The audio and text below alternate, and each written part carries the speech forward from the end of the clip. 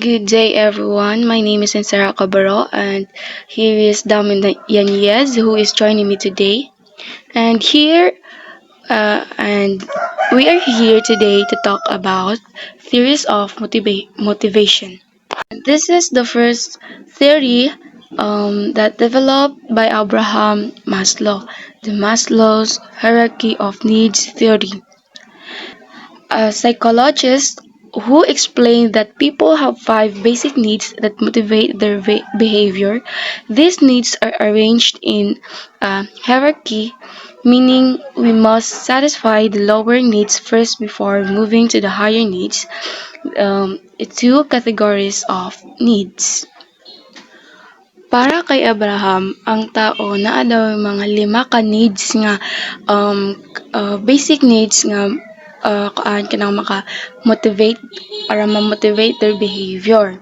Kani daw nga mga kinahanglan nila is na tunga sa duha ka buok nga kaan kanang duha ka buok kanang two categories of needs, the lower needs and the higher needs. And ang unang kailangan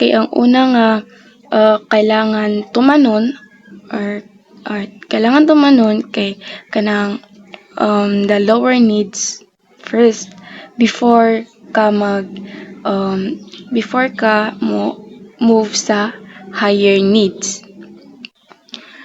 And this is the two groups, the lower order needs and the higher order needs. Lower order needs, this is the basic and essential for survival, and higher order needs, this is related to self-growth and fulfillment. The five levels of needs. So let's go to the lower order needs, the physiological needs. So let's go to the lower order needs. First is the physiological needs. Basic survival needs like food, water, and sleep. Kanada ang mga kailangan sa mga kailangan sa trabaho, ang pagkaon, tubig, or mga og tulog og uban pang mga basic needs. And the second is the security needs, feeling safe and stable. In the workplace, job security benefits safe environment. This security needs kanang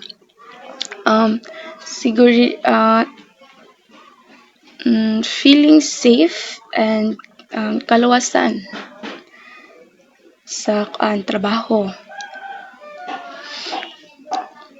Let's proceed to the lower order needs. Number 3, social needs, relationships, and belonging needs. In the workplace, teamwork, friendly co-workers, supportive boss. Number 4 is the STEM needs.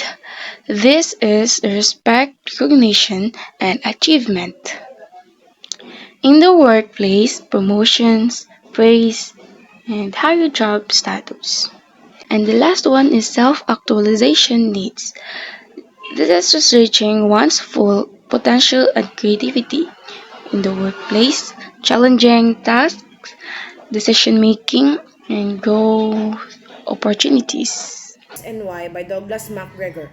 Constructed by Douglas MacGregor, this theory suggests that different styles of management have a different bearing on the motivation of workers in an organization.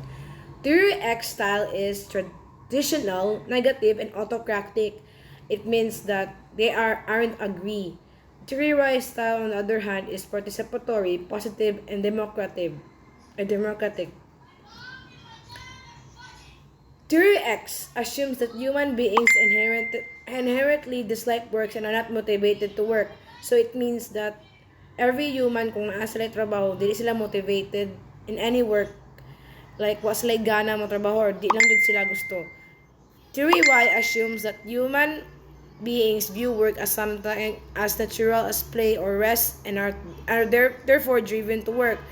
So it assumes that in every work, humans is active or nasa lay gana nga mo work.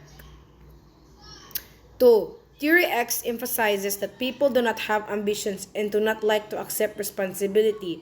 So, giingon there that the walay ambitions ang tao, or like they don't work also because they don't have any ambitions in life. Theory Y assumes that given proper conditions, people have ambitions, accept responsibility, and work to fulfill them. With that kind of work is ma-accept sila and i-fulfill nila that kind of work truly, and they are captivated by their own ambition. And yeah, Theory X assumes in general that people lack the capacity to be creative. Theory Y assumes that every person can be creative in his own or her own way. So, ang Theory X kay wala daw creativity ang tao or papak every time. And Theory Y kay naay creativity ang tao in their own unique ways. 4. Theory X assumes that people lack self-motivation and should be closely supervised at work. It's also said nga wala dili motivate ang isa ka worker or employee. It's because in masuspend din sila sa work, wala dili sila confident to themselves to face challenges sa ilang work. Theory Y assumes that people are self-directed and creative and prefer self-control and independent learning. So it means that confident ang isa ka tao in that certain work, and nasa lay self-control para makapadayon sa ilang learning upon that kind of work. Theory X emphasizes that decision making should be centralized. Theory Y emphasizes greater participation of people in decision making process. The third theory, the ERG theory by Clayton Adelfer. What is the ERG theory or ERG theory by Clayton Alderfer? The ERG theory was developed by Clayton Adelfer as an improvement of Maslow's hierarchy of needs. It condenses Maslow's 5 levels into the 3 categories.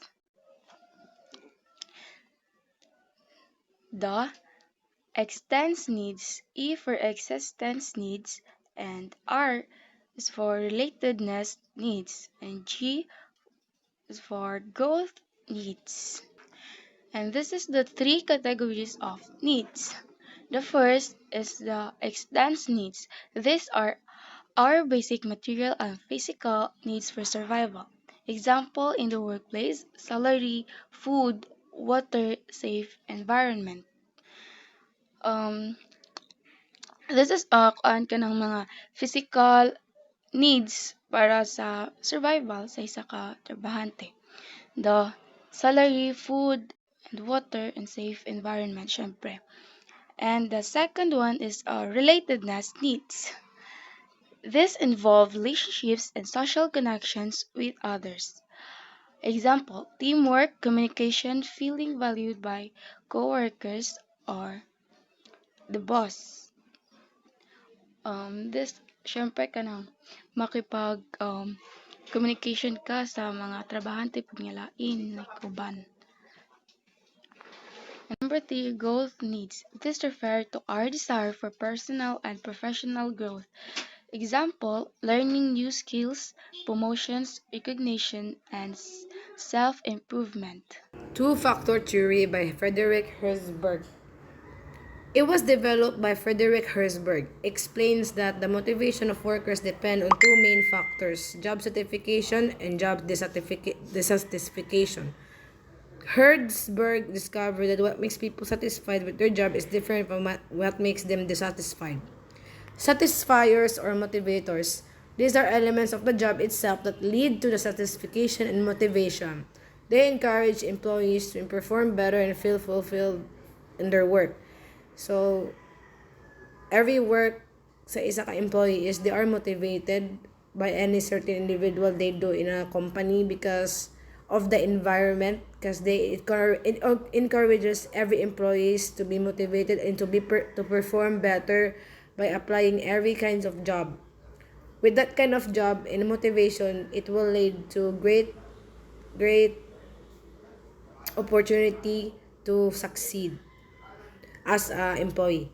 Examples is equals a sense of achievement, recognition, responsibility, personal advancement, and growth opportunities. Dissatisfiers or hygiene factors. These are elements related to the work environment rather than the work itself. They do not motivate employees, but if they are poor or absent, they cause dissatisfaction. So if our work environment is walay gana ang isa ka employer, they are not motivated because it also causes them dissatisfaction if their bosses they didn't treat them well. So examples are include salary, company policies, working conditions, supervision, job security, and relationships with others. Improving these factors reduces dissatisfaction, but it does not automatically increase satisfaction. Let's proceed to the um, five theory of motivation, the acquired needs theory by David McClelland. It was developed by David McClelland, a Harvard physio- uh, f- uh, psychologi- psychologist. This theory explains that people's motivations is shaped by life experiences and can be categorized into three main needs: the need for achievement, need for power, and need for affiliation. Need for achievement, the desire to do something better, faster, or more efficiently. People with this need want to set challenging but realistic goals, solve problems, and get feedback on their performance.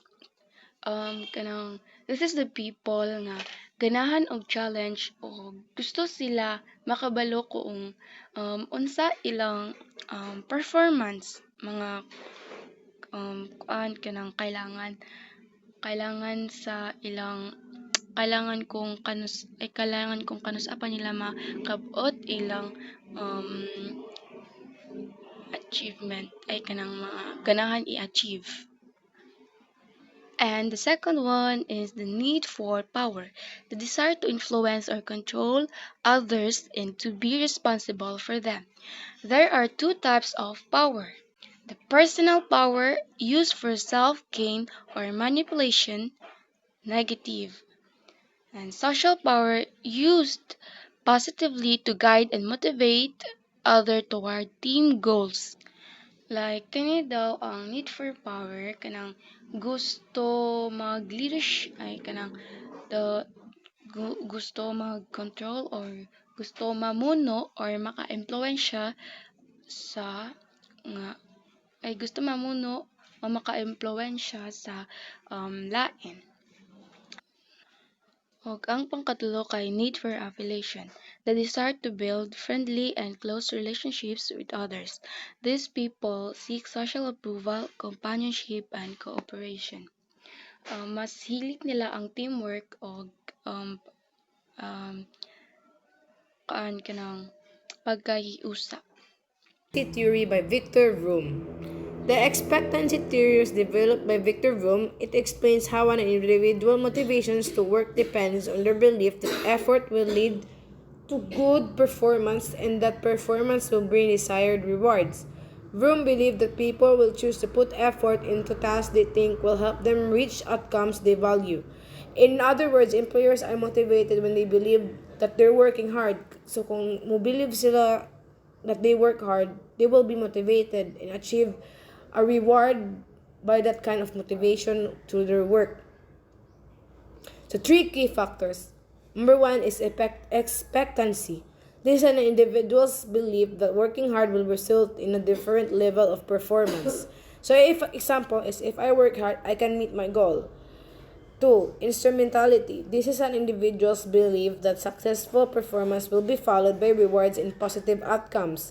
If a person will perform well, that kind of person will be promoted and recognized because of their performance.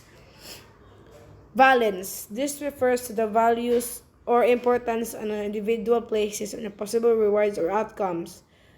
So if they are promoted, if that kind of promotion is important to that person, so he or she will work harder. So the example is The promotion is important to me, so I'll work harder. The seven theories of motivation. The goal setting theory by Edwin Locke.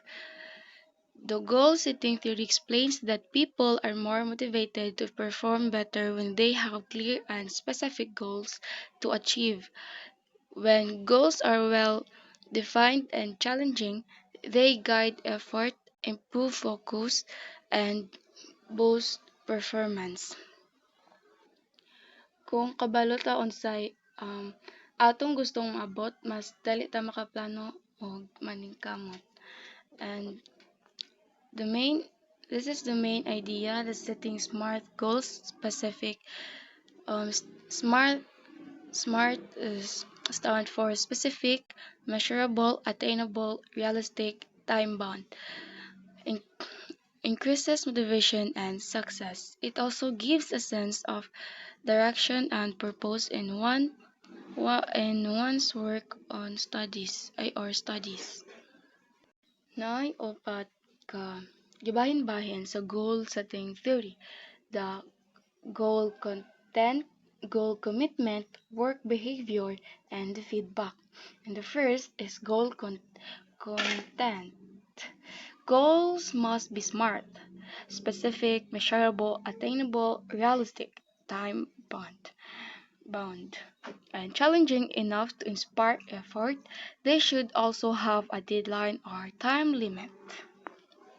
Dapat kalaro or ma-measure ang kuan kanang ah, dapat nga kinahanglan nga mm, time. And the second one is a goal commitment. When well, goal commitment when people are committed and dedicated to their goals, they are more likely to achieve them. And the third is the work behavior. Goals influence how people plan, focus, and put effort into their work. Having a goal gives direction and persistence. Kani daw nga goal kay siya ang um, nagahatag og direction sa mga ay sa batasan sa like sa batasan sa trabaho o mga persistence. And the fourth is the feedback. Feedback lets people know their progress and whether they are on track to reach their goals. Diri nga makakabalo kung unsa ang progress or unsa ang kinahanglan nga imong usab to reach their goals. Kung klaro ang atong progress or seryoso sa atong gibuhat o kabalota asa ta mo improve, sigurado nga kaan ka nang makuha nimo or ma-reach nimo imong goal. Reinforcement theory, developed by psychologist B.F. Skinner, explains that a person's behavior at work is shaped by its consequences. It focuses on how rewards or punishments influence whether behavior will be repeated or stopped.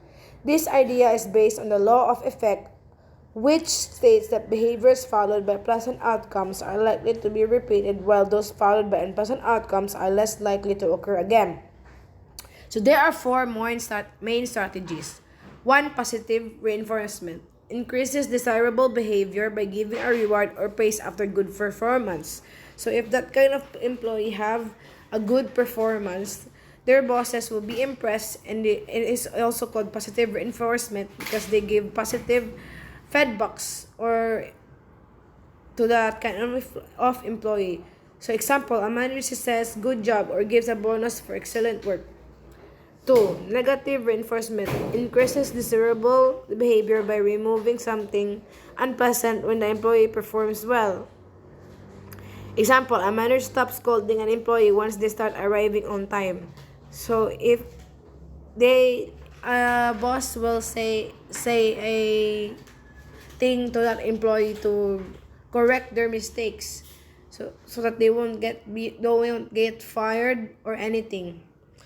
3. Punishment discourages undesirable behavior by applying an unpleasant consequence. Example, a manager gives a warning or penalty for breaking rules. So every punishment have reason. So every employee will be punished if they didn't really follow the rule in the company. 4. Extinction reduces undesirable behavior by removing rewards or attention that were maintaining it. Example, a manager ignores or withholds praise when an employee is not meeting standards. So extension means that they will not include you to your own bonus, or they will not give you high enough paid money because you didn't meet their expectations or didn't pass what is your expectations to that kind of company.